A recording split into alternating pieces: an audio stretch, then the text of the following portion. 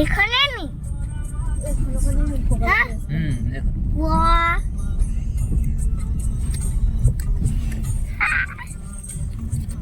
Hello' আহিছানে?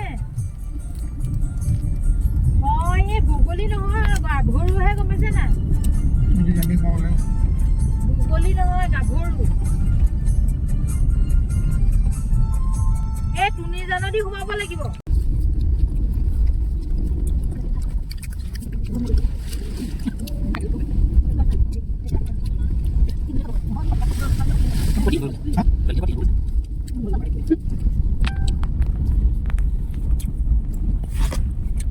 নমস্কাৰ, আজি আহি আছোঁ পিকনিক খাবলৈ।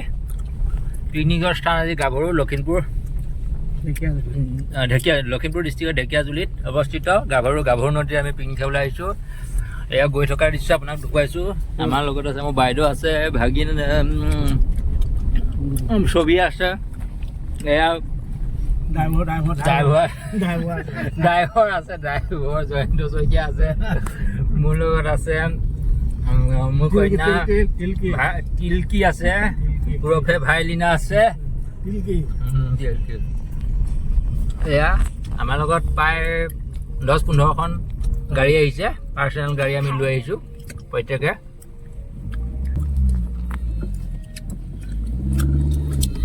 এয়া গাভৰু নদীত প্ৰথমবাৰৰ বাবে পিকনিক খাবলৈ আহিছোঁ।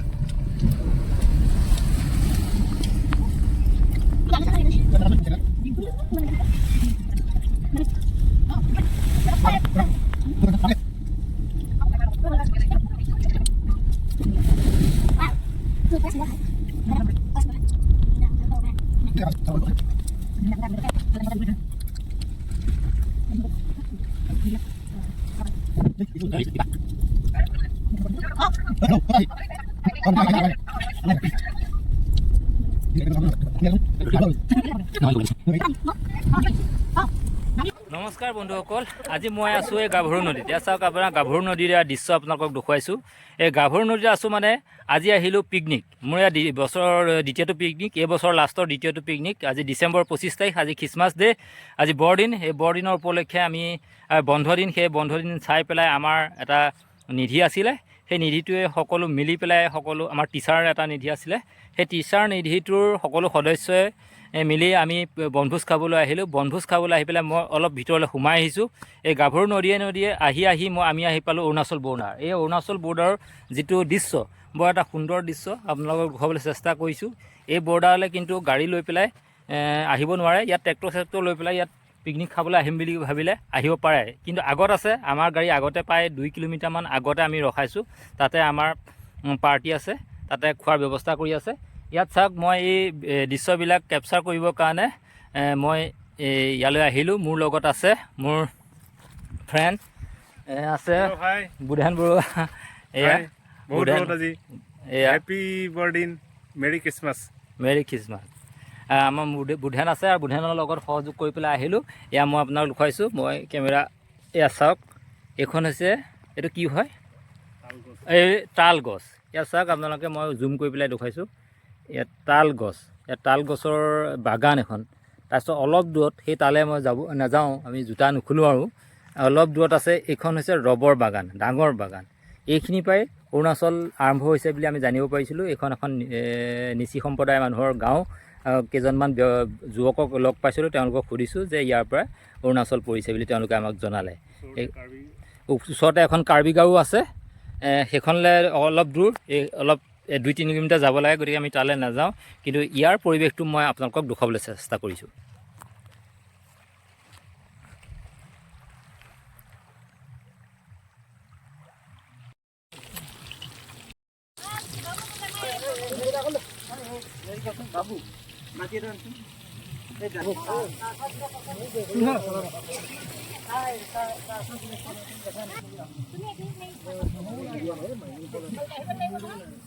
চাউল কাঢ়িবলৈ পাচিটো হেৰি দিব লাগিব, নেট দিব লাগিব।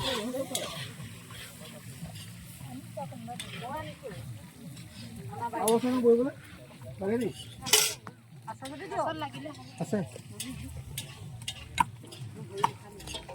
গোপালপুৰ, গোপালপুৰে আনিছে। ডাঙৰ ডাঙৰ চিগুণ আছে ৰিজাৰ্ভ এৰিয়া হ'ব নেকি ৰিজাৰ্ভ দেখাতে আমি যে হেৰি এটা পালো যে বন মানে বিভাগৰ হেৰি এটা তাৰে এটা হেৰি তাৰে হেৰি এটা পালে